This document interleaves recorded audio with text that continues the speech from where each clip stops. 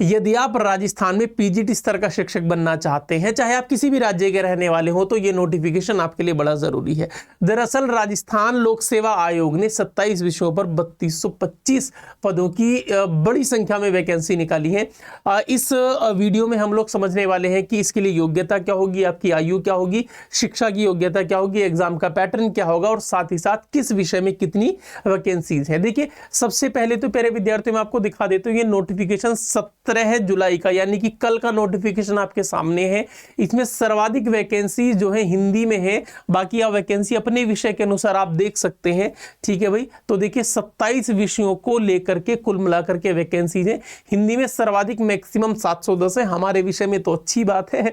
चलिए खैर, इसके बाद हम बात करेंगे इसमें प्यारे विद्यार्थियों, ये तो इसमें ना ये नॉर्मल लिखा हुआ है। अच्छा, इसमें एक चीज और लिखी हुई है कि उक्त सभी विषयों के पदों का वर्गीकरण अलग से आयोग के द्वारा जल्दी ही दिया जाएगा, यानी जब से फॉर्म भरने स्टार्ट होंगे। कब से होंगे, वीडियो को देखते रहिएगा, 7-8 मिनट की वीडियो में सब कुछ कंप्लीट इसमें हो जाएगा। देखिए, तो सबसे पहले हम बात करेंगे शैक्षिक योग्यता की। अगर मैं बात करूं पद संख्या 1 से 12, 14, 16 तक के लिए क्या है, आपका पीजी या इक्विवेलेंट कोई कोर्स होना चाहिए। पोस्ट ग्रेजुएशन हिंदी में हिंदी से एमए, इंग्लिश में इंग्लिश से एमए, तो ये आप लोगों के लिए दिया गया है। ठीक है विद्यार्थियों, साथ में आप लोगों का बीएड होना कंपलसरी है।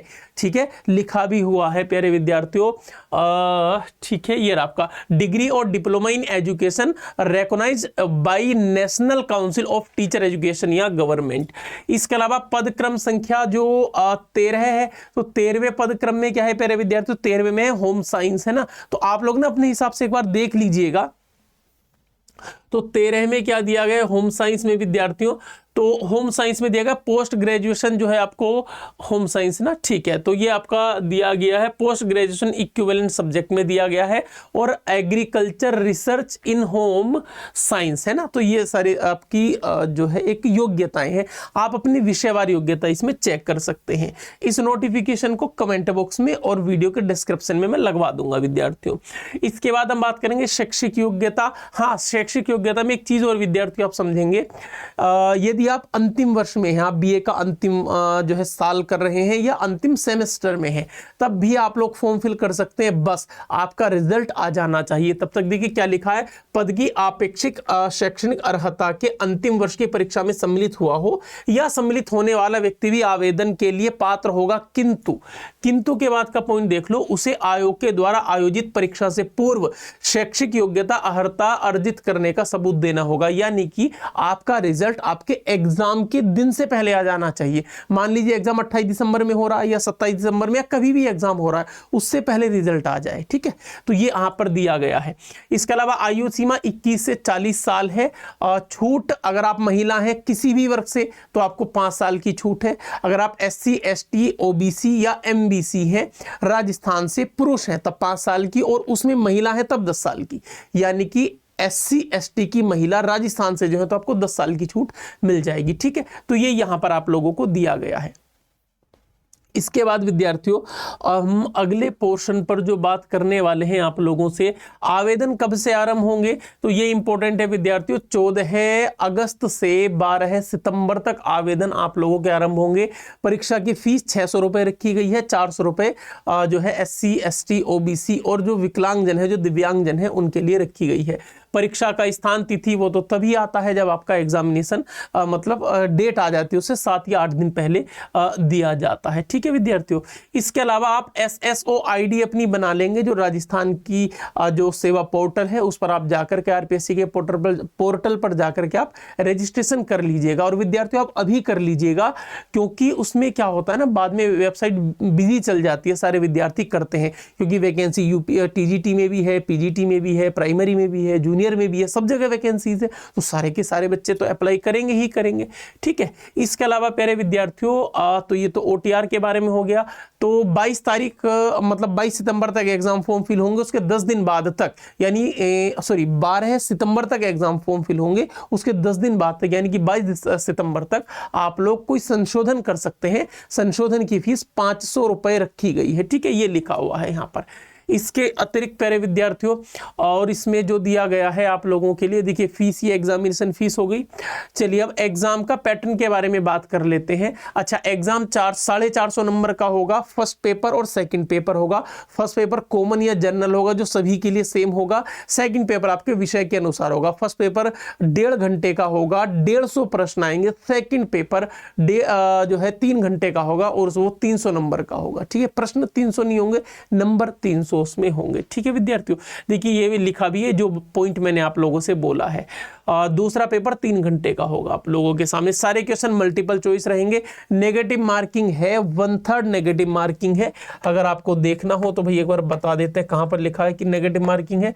तो देखिए ये लिखा है आपका negative marking shall be applicable in the equivalent evaluation of answer for every wrong answer of 1/3।